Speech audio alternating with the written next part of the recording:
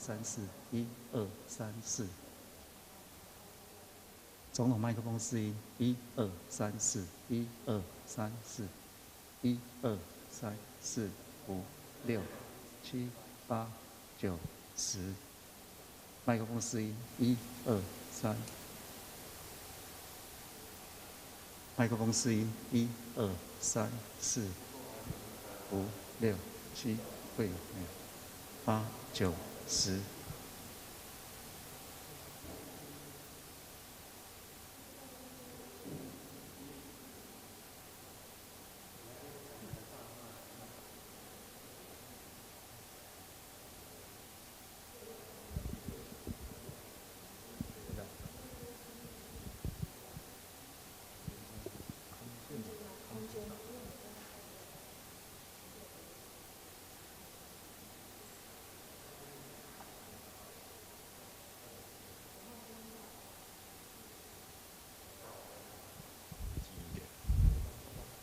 等一下，我们可以送。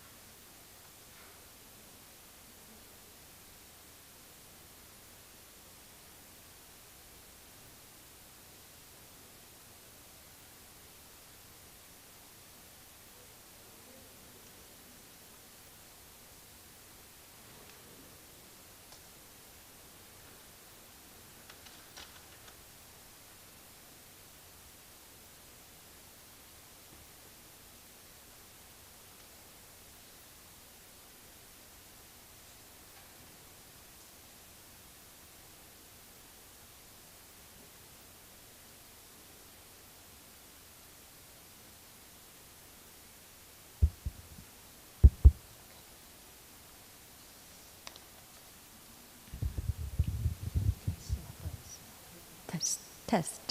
Okay.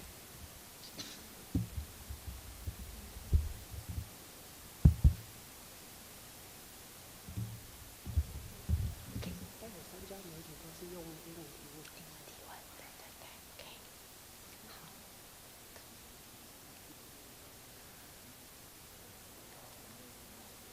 等一下，他们快要来的时候，他们要进来的时候跟我讲，好不好？可能就要。不，你在这里，你会贴吗？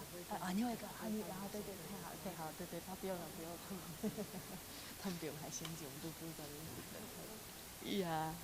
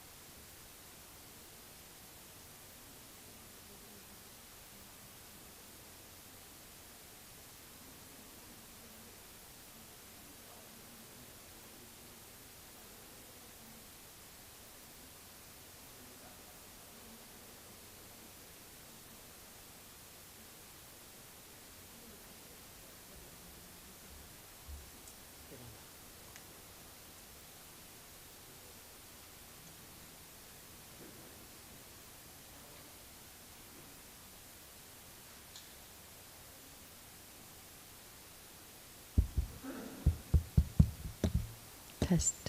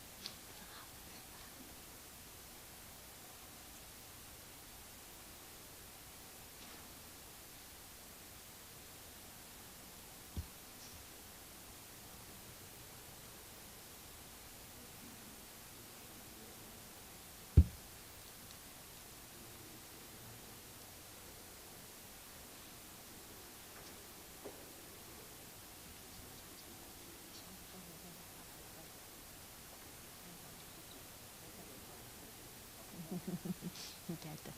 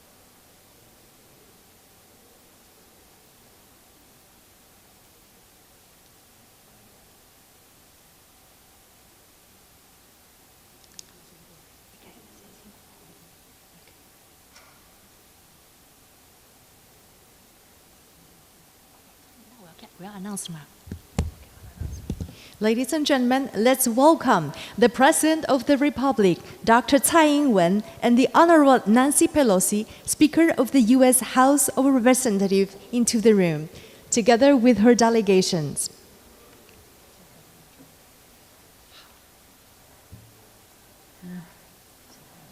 There has been so much press every place we go.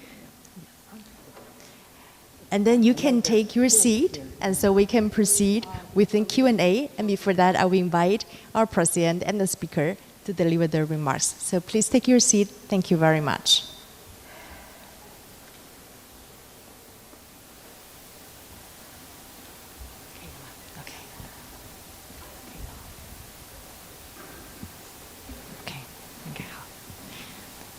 And first, I would like to invite the host, our President of the Republic, Dr. Tsai Ing-wen, to make her remarks. Yes, I'd like to take this opportunity to reiterate the Taiwanese people's warm welcome to Speaker Pelosi and the delegation. We're grateful for the delegation's visit under such challenging circumstances. as a demonstration of unwavering support to the people of Taiwan. The Speaker's presence here in Taiwan serves to boost public confidence in the strength of our democracy as a foundation to our partnership with the United States. I told Speaker Pelosi that we are committed to maintaining the status quo across the strait. Taiwanese people are pragmatic. We have welcomed many congressional delegations to Taiwan over the years, and the normal practice of friends visiting each other is inherent in our culture of hospitality. Military exercises are unnecessary responses. Taiwan has always been open to constructive dialogue, and we will work with stakeholders to bring about stability and peace in the region. Thank you. Thank you very much, Madam President. And now I'm honored to give the floor to Speaker Pelosi to deliver her remarks. Thank you very much. Thank you very much, Madam President, for your leadership and for the leadership gathered here with you today. I'm proud of my delegation. We're almost like one unit. The chairman of the Foreign Affairs Committee, the chairman of the Mr. Meeks, Mr. Takano, chair of Veterans Affairs, vice chair of Foreign Energy and, Ways and Means, the Trade Committee, Congresswoman Susan Del Bene, and member of the Intelligence Committee, Mr. Krishnamurthy, and a member of the Foreign Affairs and Armed Services Committee, Mr. Kim. I say that because when I speak, my receiving your kind words as well as this invitation is really received and appreciated by members of Congress. On both sides of the aisle, on both sides of the Capitol, great enthusiasm for the U.S.-Taiwan relationship. Let's just put it in perspective. Over 4 decades ago, the Taiwan Relations Act was built in building a strong bond between our two countries, advancing our shared interests of governance, economy, and security, while respecting the one China policy. Our solidarity with you is more important than ever as you defend Taiwan and your freedom. In our bilateral meeting, we discussed key opportunities to deepen our partnership, upholding democracy and human rights and respect for the individual, combating, well, I'll get around to comment. 3 areas that I just mentioned: security, economy, governance. Security, our relationship is a strong one, and we discussed how we can make it stronger and more and up to date. In economy, we talked about a trade agreement that might be possible and soon. And in governance, among other things, and in governance, I want to salute Taiwan for the leadership you have provided in fighting COVID. Probably one of the highest rates of vaccination, but also the lowest number of deaths from COVID, a real model for the world. It's about science, but it's also about community acceptance of a plan, and that is called leadership. So thank you for that, a lesson to all of us. And so as we deal with those 3 areas, we come here following the President's lead on the Indo-Pacific economic framework. That's interesting. We support that. Again, in terms of security, economy, and governance. Taiwan's not a part of that, so we want to build a different set with the economic package, with our security package, and a trade agreement, hopefully, that is imminent. So this is a very important time for us because we came here to listen and to learn about how we can do this more effectively, really achieving the goals for Taiwan that we all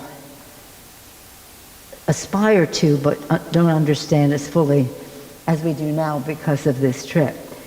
So again, it's a great pride for us today, the first woman speaker in the House, meeting the first woman president of Taiwan. We have some enthusiasm for that, and again, we're very proud of our representative, Sandra Aldkirk, And I'm proud of my colleague, Susan Delbene. So they took a moment to take some pride in women's leadership. Again, our delegation came here to send an unequivocal message. America stands with Taiwan. Thank you, Madam President. Thank you very much, Your Honorable. Right now, with the permission of our President and Speaker Pelosi, we'll be taking up questions from the media. So we'll proceed right now taking the first questions from Taiwanese media, and it will be raised by Mr. Joseph Ye from CNA. Joseph? President Tsai, Madam Speaker, I'm Joe from the Central News Agency. I'm representing more than hundreds of Taiwanese media. I was given one question, so the question will be a little bit long, so please bear with me, because we have waited for 25 years for this chance. So you're the first House Speaker to visit Taiwan in 25 years, so do you foresee that your visit will bring up even more similar high senior official U.S. to visit Taiwan in the future, or maybe future speakers? This is the first part of my question. And the second part is, in accordance with Taiwan Travel Act, high-level visit a two-way thing. So a lot of U.S. congressmen has proposed President Tsai to speak at U.S. Congress, if possible. Do you see that it could realize anytime soon in the near future, especially under your leadership in the House? And the final question is, I'm sorry, 25 years again, sorry. The final question is, how do you see how the Chinese welcome you with military exercise and sanctions against Taiwan? Do you foresee that? Thank you. Well, first let me thank you for your questions on behalf of all of those other people. And to say that in terms of our visit here, and would that lead to other visits? I certainly hope so. But I think it's important to note that members of Congress, several of them have made trips just earlier this year. 5 senators, bipartisan, came, again, including the chair of the Foreign Relations Committee, Mr. Menendez, came. Not too much of a fuss was made. Individual senators have made trips or plan to make trips.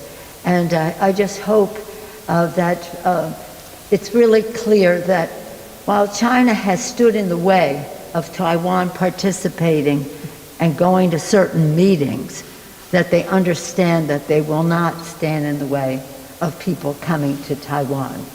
It's a show of friendship, of support, but also a source of learning about how we can work together better in collaboration. So, I think that they made a big fuss because I'm Speaker, I guess. I don't know if that was a reason or an excuse, because they didn't say anything when the men came. What the second part was,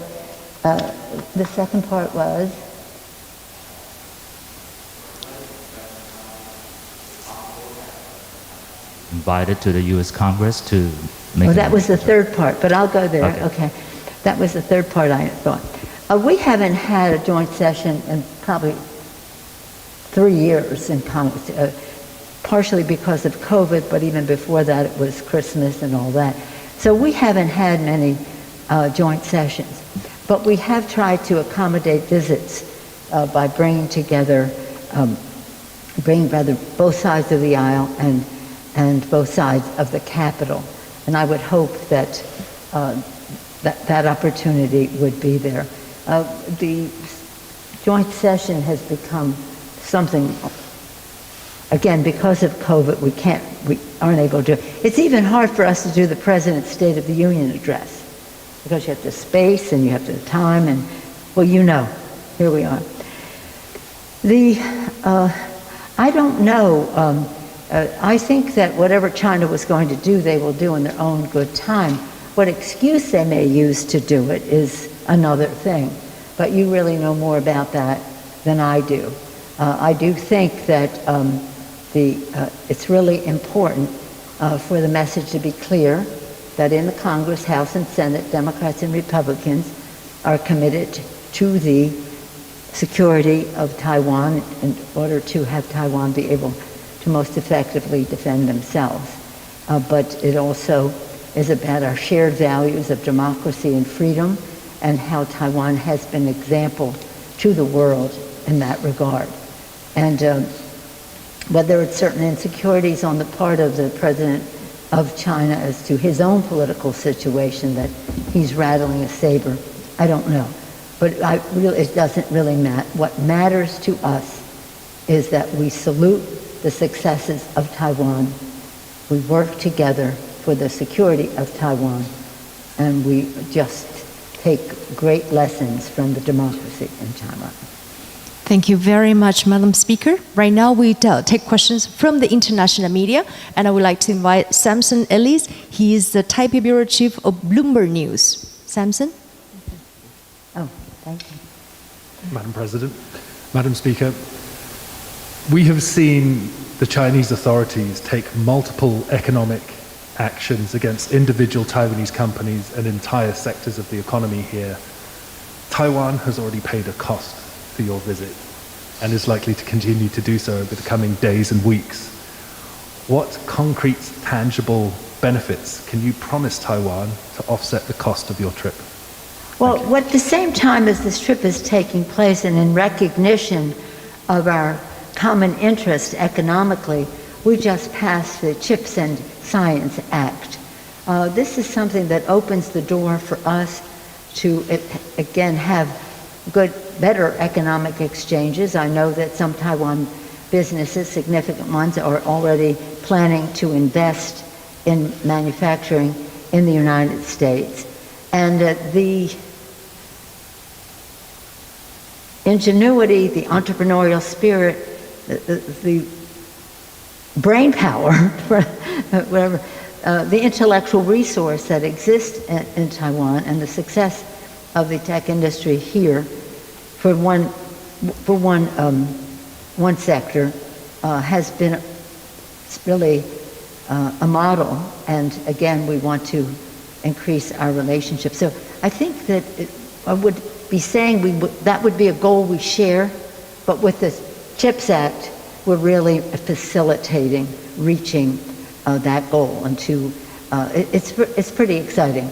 It's pretty exciting, and I think that you will see a recognition of the scientific success that Taiwan has had, being a model for how we go forward. That's why our bill is called CHIPS and Science.